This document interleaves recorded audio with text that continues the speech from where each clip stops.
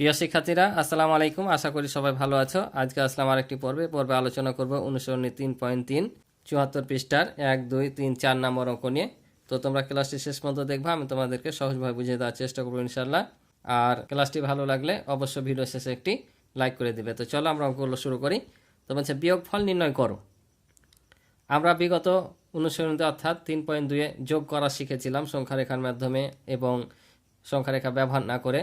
আজকে আমরা এই অধ্যায়ে শিখব বিয়োগ, তারপর ফাঁকা ঘর পূরণ কীভাবে করতে হয়, এই অঙ্কগুলো আমরা শিখব।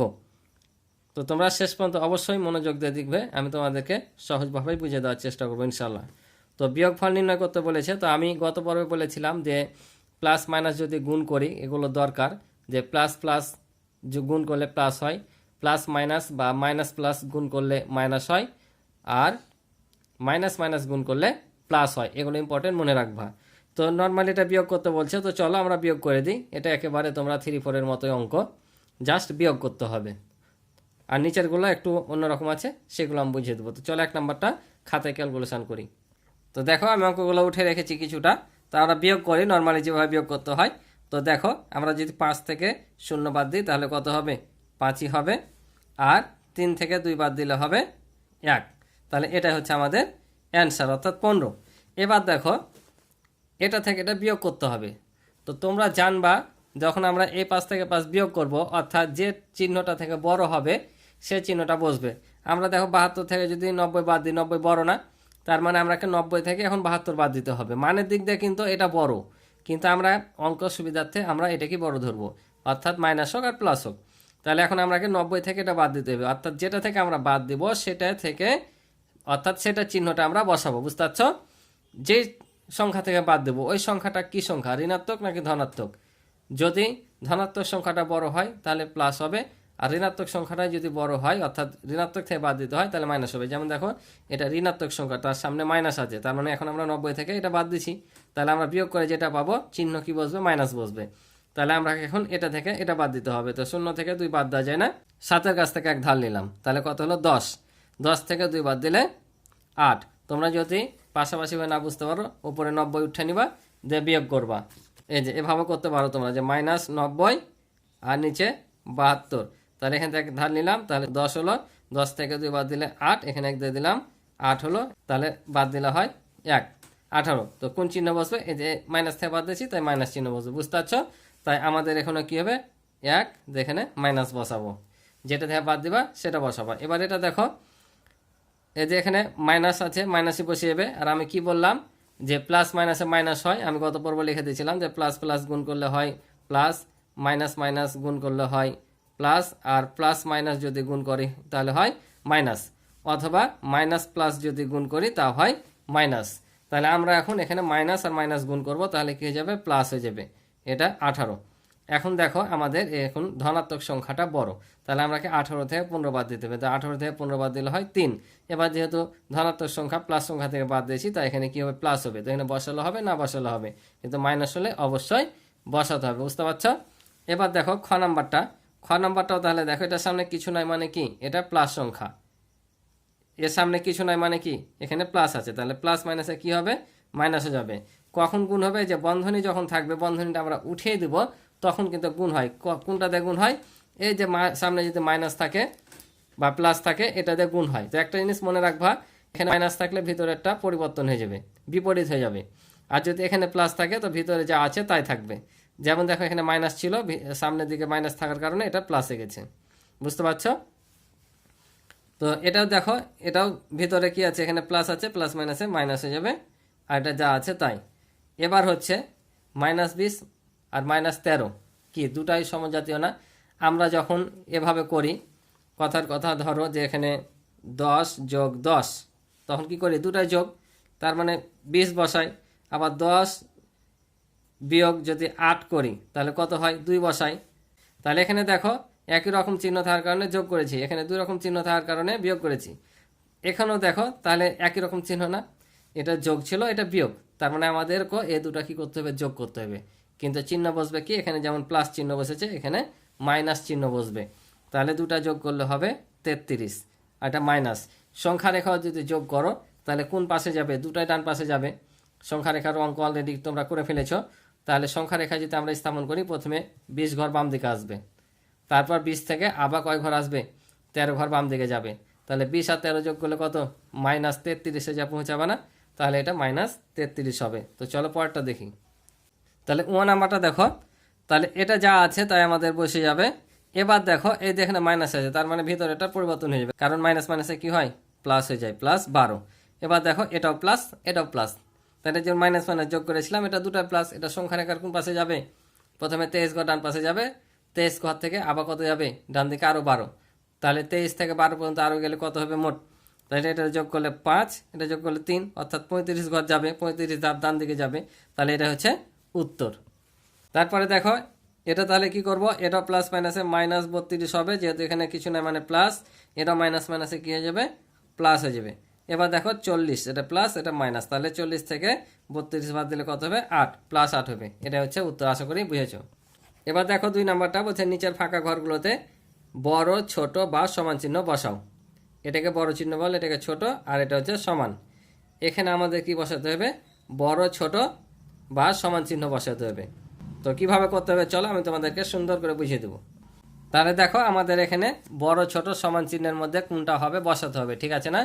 তাহলে আমরা এখানে ঘরটাকে মিডিল পয়েন্ট ধরবো, আর এই ঘরের এ পাশটাকে ধরবো আমরা বাম পক্ষ, আর এটাকে ধরবো কি ডান পক্ষ। তাহলে আমরা বাম পক্ষ ধরে বাম পক্ষের মান বের করবো, ডান পক্ষ ধরে ডান পক্ষের মান বের করবো, ঠিক আছে। তাহলে আমরা বাম পক্ষ লিখে নিলাম, কারণ এ ফাঁকা ঘরের পাশে আছে তাই বাম পক্ষ, এ পাশে আছে তাই ডান পক্ষ। তাহলে বাম পক্ষ আছে -3 প্লাস আবার বন্ধনীর ভিতর -6। তাহলে আমরা বন্ধনী উঠাই দেব। তাহলে বন্ধনী যদি উঠাই তাহলে এটা কি হয়ে যাবে, মাইনাস থাকবে, আর এটা প্লাস মাইনাসে মাইনাস হয়ে যাবে। তাহলে এটাও মাইনাস, এটাও মাইনাস, সংখ্যা রেখার বাম দিকে আসবে, তাহলে দুটাই যোগ হয়ে যাবে। তাহলে কত, -9। তাহলে আমরা বাম পক্ষ সমান 9 পেলাম। এখন ডান পক্ষটা বের করি। তাহলে ডান পক্ষ যদি বের করি, এখানে আছে -3 মাইনাস আবার -6। তাহলে এবার দেখো এটা মাইনাস আর মাইনাস মাইনাস হয়ে যাবে প্লাস। এবার দুটাই বিপরীত, অর্থাৎ কি হবে, বিয়োগ হবে, দুরকম চিহ্ন হলে বিয়োগ। তাহলে এই +6 থেকে -3 বাদ দিলে হবে +3।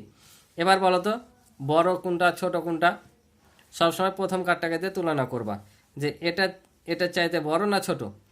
এ ডান পক্ষের চাইতে কি ছোট, কেন ছোট, ঋণাত্মক সংখ্যা সবসময় ধনাত্মক সংখ্যার চাইতে কি হয়, ছোট হয়। ঋণাত্মক সংখ্যা ধনাত্মক সংখ্যার চাইতে সবসময় ছোট, তাতে এখানে যতই বড় হোক না কেন, দেখাক না কেন, ছোট, কারণ সংখ্যা রেখার বাম দিকে যত আসে তত ছোট হয়। তো সংখ্যা রেখার ডান পাশে থাকে শূন্যের পরে, আর এই বাম পাশে থাকে, তার মানে কি যত বড় ঋণাত্মক সংখ্যা হোক না কেন ধনাত্মক সংখ্যা চাইতে ছোট, তার মানে এটা ছোট। তাহলে আমরা লিখবো হাতে বাম পক্ষ। তাহলে বাম পক্ষ লিখলাম, আর কি বললাম যে ঋণাত্মক সংখ্যা ছোট, তাহলে এটা চাইতে এটা কি ছোট, তাহলে আমরা কি চিহ্ন দিব, ছোট চিহ্ন দেবো। এটা হচ্ছে ছোট, মুখ যেদিকে থাকে, এই মুখটা যেদিকে থাকে সেদিকে বড় বোঝায়, এটা ছোট বোঝায়। তো আমরা প্রথম কার্ডটা তুলনা করে দিব। তাহলে আমরা ডান পক্ষের চাইতে বাম পক্ষটা ছোট, তাই ছোট চিহ্ন দিলাম, ঠিক আছে। আর এর পাশে লিখবো ডান পক্ষ। তাহলে এখন আমরা কি করব, এটা উঠিয়ে আমরা এখানে শুধু এখানে কি বলবো, ফাঁকা ঘরে এই চিহ্নটা দিয়ে দেবো, অর্থাৎ ছোট চিহ্নটা দিয়ে দেবো। তাহলে এখানে আমরা কি চিহ্ন বসাবো, এই ছোট চিহ্নটা বসিয়ে দেবো। তোমরা অঙ্কটা চাইলে এটা উঠেও কিন্তু করতে পারো। তোমরা যদি এভাবে বসাও, এটা এমনি তোমরা দেখাচ্ছি যে -9, যেহেতু -9 ছোট -3 চাইতে, সেহেতু আমরা এটা লিখতে পারি, মানে এ বাম পক্ষ ছোট ডান পক্ষের যা আছে এটা লিখতে পারো তোমরা। এটাই আমি বলছি যে বাম পক্ষ ডান পক্ষ না লিখে এভাবে লিখতে পারো, সমস্যা নেই। তো আমি বাম পক্ষ ডান পক্ষ লিখেই করাচ্ছি। তাহলে দেখো পরের অঙ্কটাতে ফাঁকা ঘরের পাশে বাম পক্ষে ছিল এটা, ডান পক্ষে ছিল এটা, আমি অঙ্ক উঠালাম না, আমি ডাইরেক্ট উঠে নিলাম, তোমরা বই দেখো তাহলে বুঝতে পারবা। তাহলে এখন আমরা যদি ক্যালকুলেশন করি তাহলে কত হবে দেখো, এখানে -21 আছে, -21 থাকবে, আর এই মাইনাস মাইনাসে প্লাস হয়ে যাবে 10। এখন -21 থেকে যদি আমরা 10 বাদ দিই তাহলে -11। আর ডান পক্ষে কি হবে, তো এখানে 31 থাকবে, আর এটা প্লাস মাইনাসে মাইনাস হয়ে যাবে, তাহলে 11। তাহলে এখন আমরা এটাও দেখো মাইনাস, এটাও মাইনাস, তাহলে এক জাতীয় চিহ্ন হলে কি করব, যোগ করে নেব। তাহলে আমাদের এখানে পাচ্ছি -42। এবার দেখো তো কোনটা বড়, এটা চাইতে এটা বড় নাকি ছোট। তো আমরা জানি যে ঋণাত্মক সংখ্যা যত বড় হবে তত কিন্তু ছোট, অর্থাৎ সংখ্যা রেখায় শূন্য বিন্দু থেকে বাম দিকে আমরা যত ঘর আসি এক ঘর করে কমে, 1-এর পর 2 হয়, 2-এর পর 3, 3-এর পর 4, এভাবে কিন্তু আসতে থাকে। তার মানে 1-এর নিচে পর্যায়ক্রমে বাম দিকে যত আসে তত ছোট হয়। তাহলে সংখ্যা রেখায় তুলনা করো তো, যে -11 আগে থাকে নাকি 42 আগে থাকে? -11-র বাম পাশে কোনটা থাকে? -42 থাকে। অর্থাৎ সংখ্যা রেখায় যে সংখ্যাটা ডানে থাকবে আর যে সংখ্যাটা বামে থাকবে, ডানের সংখ্যাটা সবসময় বড় হয়। তার মানে সংখ্যা রেখায় 42-এর থেকে 11টা ডানে থাকে, তার মানে 11 হচ্ছে বড়। এক কথায় ঋণাত্মক সংখ্যা যদি দেখো, যেটা দেখবা বড় আছে সেটাই ছোট হবে। তাহলে 11 দেখো, এটা চাইতে ছোট আর এটা বড়, তার মানে এটা ছোট সংখ্যা, এটা বড় সংখ্যা, কারণ সংখ্যা রেখায় 42 11-র বামে থাকে আর এ ডানে থাকে, ডানে থাকলে বড় হবে। তাহলে আমরা বুঝতে পারছি এটা বড়। তাহলে তোমরা এখানে বাম পক্ষ লিখতে পারো অথবা এটা লেখো করতে পারো, যে যেহেতু এটাই করলাম আমি, যে এটা 11, এটা কিন্তু বড় হবে যেহেতু বড় চিহ্ন, তারপর হচ্ছে -42, ঠিক আছে না? এটা চাইতে এটা বড়। তাহলে এখন আমরা ওই অঙ্কটা উঠিয়ে কি করব, আমরা এই চিহ্নটা বসিয়ে দেব। তাহলে যে এখানে আমরা এই চিহ্নটা বসিয়ে দিলে হলো, কারণ যেহেতু এটা চাইতে এটা বড়, তার মানে এটা পুরাটাই কি এটা চাইতে বড়। তোমরা বাম পক্ষ ডান পক্ষ যাই লেখো না কেন একই জিনিস, বাম পক্ষ ডান পক্ষ লিখলেও সমস্যা নাই। আমি একটাভাবে করে দিলাম, পরে আমি বাম পক্ষ ডান পক্ষ দিয়ে করব। তাহলে পরেরটা দেখো, সবগুলো একই রকম। তাহলে এখানে 45 মাইনাস মাইনাস এবার প্লাস হবে। এবার দুটাই হচ্ছে প্লাস সংখ্যা, তাহলে যোগ করলে হবে এখানে 56। আর এখানে যদি যোগ কাজ করি আমরা, তাহলে 57 প্লাস মাইনাসে কি মাইনাস। এখন 57 থেকে যদি আমি 4 বাদ দিই তাহলে হবে কত? 53। এবার বলো কোনটা বড় আর কোনটা ছোট হবে। তাহলে এটাও প্লাস সংখ্যা, এটাও প্লাস সংখ্যা, তাহলে ধনাত্মক সংখ্যার ক্ষেত্রে কোনো মানে টেনশন নাই, এটা চাইতে এটা বড় আমরা নর্মালি বুঝতে পারছি। তাহলে আমরা লিখে দেব যে যেহেতু বাম পক্ষ এটা হচ্ছে ডান পক্ষ, ঠিক আছে, অর্থাৎ ডান পক্ষের চাইতে বাম পক্ষটা বড়। তাহলে আমরা কি করব, অঙ্কটা উঠিয়ে জাস্ট এই চিহ্নটা বসিয়ে দেব। তাহলে আমরা এখানে এ বড় চিহ্ন বসিয়ে দেব, ঠিক আছে। তোমরা আবার ভাবিও না যে স্যার দু রকমভাবে করাচ্ছে অঙ্ক, একবার এভাবে করাচ্ছে একবার এভাবে করাচ্ছে। আমি জাস্ট বুঝাতে চাচ্ছি দুইভাবে অঙ্কটা হবে, বুঝতে পারছো? ওই জন্য আমি একটাই ভাবে করে দিলাম আর বাকিগুলো এভাবে করছি, আশা করি বুঝছো। তাহলে দেখো আমরা পরেরটা করি। তাহলে এখানে -25 আছে, 25 থাকবে, মাইনাস মাইনাসে প্লাস হয়ে যাবে 42। কেন 25 থাকবে মাইনাস? এখানে যেহেতু প্লাস আছে, প্লাস মাইনাসে কি হবে মাইনাসই হবে। এখন দেখো এটা প্লাস এটা মাইনাস, তাহলে আমরা বিয়োগ করব। তাহলে 2 এর কাছ থেকে 1 নিলাম, 12 হলো, 12 থেকে 5 বাদ দিলে 7, এখানে 1 দিয়ে দিলাম 3, 4 থেকে 3 বাদ দিলে 1, অর্থাৎ +17। আর এখানে কত পাবো? -42 আছে, 42 থাকবে, মাইনাস মাইনাসে প্লাস, এখানে হচ্ছে 25। এবার দেখো আমরা আবার বাদ দিলে 25 থেকে 42 থেকে 25 বাদ দিলে কত পাবো? 17 পাবো। কিন্তু এখানে কি চিহ্ন বসবে? মাইনাস চিহ্ন বসবে। কেন মাইনাস? কারণ এবার 42, এখানে ছিল +42 থেকে বাদ দিয়েছি, এবার -42 থেকে বাদ দেবো, তাই এখানে মাইনাস হবে। এবার নর্মালি বলো তো এটা বড় না ছোট? এটা চাইতে এটা বড়, কারণ ধনাত্মক সংখ্যা ঋণাত্মক সংখ্যা চাইতে সবসময় কি হয়? বড় হয়। তাহলে আমরা লিখবো বাম পক্ষ, যেহেতু বাম পক্ষ বড়, ডান পক্ষের চাইতে বড়, তাহলে এখানে কি চিহ্ন বসবে? এই যে চিহ্ন বসবে। আশা করি বুঝেছো। তাহলে এবার দেখো 3 নাম্বারটা বলছে, দেখো নিচের ফাঁকা ঘরগুলো পূরণ করো। এখানে যে ফাঁকা ঘরগুলো আছে এগুলো আমাদের কি করতে হবে? পূরণ করতে হবে। তো চলো কিভাবে করতে হবে আমি তোমাদের অতি সহজে দেখিয়ে দিই। তাহলে তোমরা দেখো 3 নাম্বারটা এখানে একটু ভালোভাবে বোঝার চেষ্টা করবা। এখানে যখন অঙ্ক থাকবে মধ্যখানে সমান থাকবে, তখন এখানে কিন্তু বা দিতে হয়। এটা একটা সমীকরণের অঙ্ক মনে করো, যে এই অঙ্কগুলোর ক্ষেত্রে যখন আমি এই বাম পক্ষের জিনিস বা ডান পক্ষের জিনিস এই পাশে ও পাশে নিয়ে যাওয়া করবো, অর্থাৎ বাম পাশের সংখ্যা যদি ও পাশে নিয়ে যায়, তাহলে প্লাস থাকলে মাইনাস হবে, মাইনাস থাকলে প্লাস হবে, আর গুণ থাকলে ভাগ হবে, ভাগ থাকলে গুণ হবে। তো এই জিনিসটাকে বলে, তোমাদের টিক চিহ্নে কিন্তু অঙ্কগুলো আসে বেশিরভাগ, যে যোগাত্মক বিপরীত একটা শব্দ বলে কথা আছে। যোগাত্মক বিপরীত, যোগাত্মক বিপরীত বলতে বোঝায় যে বিপরীত চিহ্ন, প্লাস থাকলে মাইনাস হয়ে যায়, মাইনাস থাকলে প্লাস হয়ে যায়, যেটা বুঝালাম ওটাকে বলছে যোগাত্মক বিপরীত। এখন যদি তোমাকে বলে +8 এর যোগাত্মক বিপরীত কি, তাহলে এটা যোগাত্মক বিপরীত হবে -8। যদি বলে যে -a এর যোগাত্মক বিপরীত কি, তাহলে হয়ে যাবে +a। বুঝতে পারছো? এটার যোগাত্মক বিপরীত হচ্ছে এটা, আর এটার যোগাত্মক বিপরীত হচ্ছে এটা, অর্থাৎ বিপরীত চিহ্ন। যদি গুণের ক্ষেত্রে বলে তাহলে ভাগ হয়ে যাবে। যদি বলে a এর গুণাত্মক বিপরীত, কিন্তু এটা বলে যোগাত্মক, এটা বলে গুণাত্মক। তাহলে গুণাত্মক বিপরীত হচ্ছে, তাহলে এটা গুণ আছে, এর নিচে হর কত আছে 1 আছে, তাহলে উপরে হবে 1 আর নিচে হবে এ। যদি এরকম থাকে যে ওপরে 1 আছে আর নিচে বি আছে, এটার গুণাত্মক বিপরীত বলে, তখন শুধু বি হয়ে যাবে, কারণ এটা লব হয়ে যাবে। এগুলোকে বলছে যোগাত্মক বিপরীত আর এটাকে বলছে গুণাত্মক বিপরীত। তো এখানে আমাদের এভাবে করতে হবে যে এ পারে জিনিস ও পারে যখন নিয়ে যাবো, এই যে যোগাত্মক বিপরীত করতে হবে, এটা মাইনাস আছে ওদিকে যে প্লাস হয়ে যাবে। তো দেখো আমি করি, তো প্রথমে বন্ধনীগুলা উঠিয়ে নিবা, তাহলে উঠালে এখানে হয়ে যাবে মাইনাস, এখানে প্লাস, ফাঁকা ঘরে থাকবে 0, তাহলে বা চিহ্ন কিন্তু দিবা। এই যে আমরা ফাঁকা ঘরের মান দরকার আমাদের, তাই ফাঁকা ঘরটা সবসময় বাম দিকে রেখে দিবা, ঠিক আছে। তাহলে বাম দিকে রেখে দিলাম। এখন আমরা এটাকে এ পাশে নিয়ে আসবো। তাহলে কি বললাম, এ পারে জিনিস ও পারে নিয়ে গেলে কি হবে, মাইনাস থাকলে প্লাস হয়ে যাবে, তাহলে মাইনাস আছে, এটা কি যাবে, প্লাস হয়ে যাবে। শূন্যর সাথে প্লাস করলাম না কেন, শূন্যের সাথে যাই যোগ করি না কেন, ফলাফল ওটাই হবে। শূন্যর সাথে যোগ বিয়োগ যাই করি, ফলাফল কি হবে, যে সংখ্যাটা থাকবে সে সংখ্যাটাই হবে। আর গুণ ভাগ করলে 0 হয়, তাই এখানে 8ই থেকে গেল। তাহলে আমরা যদি এখানে লিখি, তাহলে অতএব এ ফাঁকা ঘরে আমরা কি পাচ্ছি, এ ফাঁকা ঘরে আমরা 8 যদি বসাই তাহলে 0 হবে, কারণ দেখো এখানে -8 এখানে +8, -8 +8 বাদ দিলে কত হয়, 0 হয়। আশা করি বুঝতে পারছো। পরেরটা দেখো, পরেরটাও সেম এভাবে করব। তাহলে ফাঁকা ঘর আমরা রেখে দিলাম, এদিকে 10 আছে, 10 থাকলো। এখানে যে পাশে মানে এই পাশে যে সংখ্যাটা থাকবে, এই সংখ্যাটা কিন্তু এখানেই থাকবে, সমানের পরপরই বসাবা, আর এ পাশেরটা তারপরে বসাবা। এখন দেখো এটার সামনে কিছু নাই, তার মানে কি প্লাস আছে, তো প্লাস আছে, এদিকে এসে কি হয়ে যাবে, বিপরীত চিহ্ন হয়ে যাবে, অর্থাৎ মাইনাস হয়ে যাবে।